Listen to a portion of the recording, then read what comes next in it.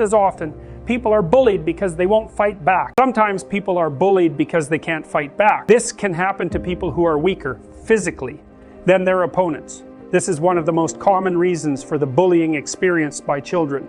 Even the toughest of 6-year-olds is no match for someone who is 9. A lot of that power differential disappears in adulthood, however, with the rough stabilization and matching of physical size, with the exception of that pertaining to men and women, with the former typically larger and stronger, particularly in the upper body, as well as the increased penalties, generally applied in adulthood to those who insist upon continuing with physical intimidation. But just as often, people are bullied because they won't fight back.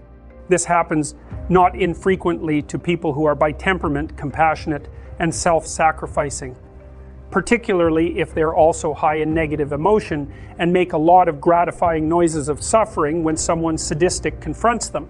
Children who cry more easily, for example, are more frequently bullied. It also happens to people who have decided, for one reason or another, that all forms of aggression, including even feelings of anger, are morally wrong.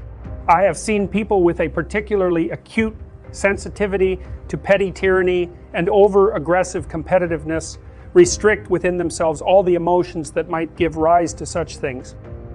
With their capacity for aggression straight-jacketed within a too narrow morality, those who are only or merely compassionate and self-sacrificing and naive and exploitable cannot call forth the genuinely righteous and appropriately self-protective anger necessary to defend themselves.